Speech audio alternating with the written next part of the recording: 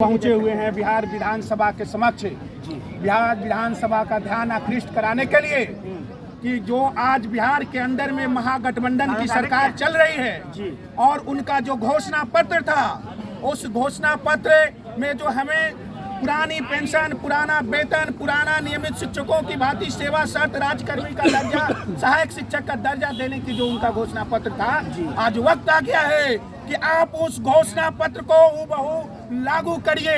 लेकिन 6 महीना बीतने के बाद भी आपने उस घोषणा पत्र को लागू नहीं किया। जरूर सेवा शर्त के नाम पर एक खिचड़ी पक रही है, लेकिन वो कब तक से नई नियोजन नियमावली सेवा शर्त का खिचड़ी पकेगा, इसका कोई ठिकाना नहीं है। माननीय मुख्यमंत्री ने बिहार विधानसभा के अंदर शिक्षकों के वेतन बढ़ाने की बात जरूर की, हम उसका स्वागत और उनका धन्यवाद जरूर करते हैं, लेकिन हम सिर्फ वेतन बढ़ाने के लिए आपका समर्थन नहीं किए थे।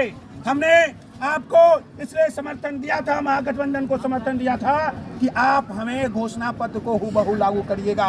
तो ये कब तक घोषणा पत्र लागू होगा? और ये आज के डेट में जो आपके सन की जो आला अधिकारी हैं सचिवालय के अंदर में बैठे हुए, जो बार बार शिक्षकों को प्रताड़ित करने के लिए कभी इंडेक्स 3 की बाध्यता लागू कर देते हैं, तो कभी NIOS से प्रशिक्षित शिक्षकों को नए नियुक्ति मानते हुए उनकी सेवा को समाप्त करते हुए उनकी वेतन कटौती की कार्रवाई कर रहे हैं। ये जो प्रताड़ना है, और इस प्रताड़ना के बाद अगर शिक्षक आंदोलन करते हैं शांतिपूर्ण तरीके से मुजफ्फरपुर के अंदर में, तो उनके ऊपर FIR कर दिया जाता है।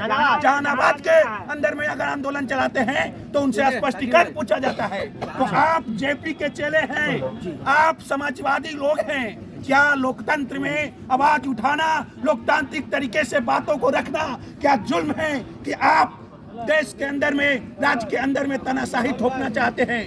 हम आपसे पूछने आए हैं और ये कहने आए हैं कि आप घोषणा पत्र के अनुसार हमें समान काम, समान वेतन, समान सेवा शर्त, राजकर्मी का दर्जा, सहायक शिक्षक का दर्जा, पुराना पेंशन दीजिए। NIOS शिक्षकों को प्रताड़ित करना बंद करिए।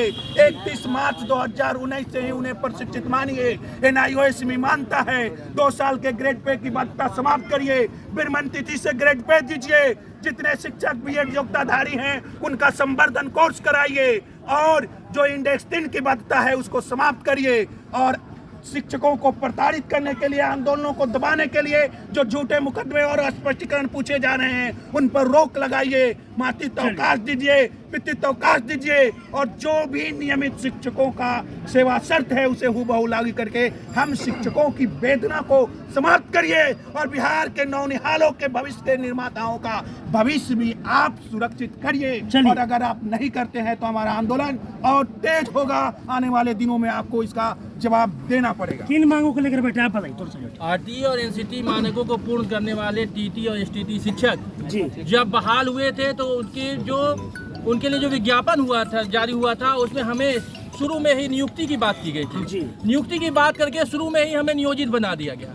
उसके बाद लगातार हम TT STT शिक्षकों के साथ सरकार और विभाग ने सौतेला व्यवहार करने का काम किया है। हमें हमेशा लगातार ठगने का काम किया है। चाहे वो हम प्रशिक्षित शिक्षकों के लिए ग्रेड पे का मामला जब आया तो कहा कि 2 साल की। क्या लगता है, सत्र चल रहा है, आप लोग धरने पर बैठे हैं, अपनी मांग को लेकर आप लोग की आवाज पहुंचेगी वहां तक? बिल्कुल, आपके माध्यम से लोकतंत्र के चौथे स्तंभ के माध्यम से हम चाहते हैं कि विधानसभा में बैठे हमारे जो विधायक जी हैं, हमारे MLC जी हैं, उन तक हमारी बात पहुंचे। हम लोगों ने उन तक पहुंचने का भी कार्य किया है, उनके पास जाकर के ज्ञापन भी सौंपा है, और अपनी बात को विधानसभा में उठाने के लिए हम लोगों ने आग्रह भी किया है। और हम चाहते हैं कि आज विधानसभा में हमारे मुद्दों पे बात हो। हमें समान सेवा शर्त, समान वेतनमान और राजकर्मी का दर्जा दिया जाए। चलिए आप बताइए।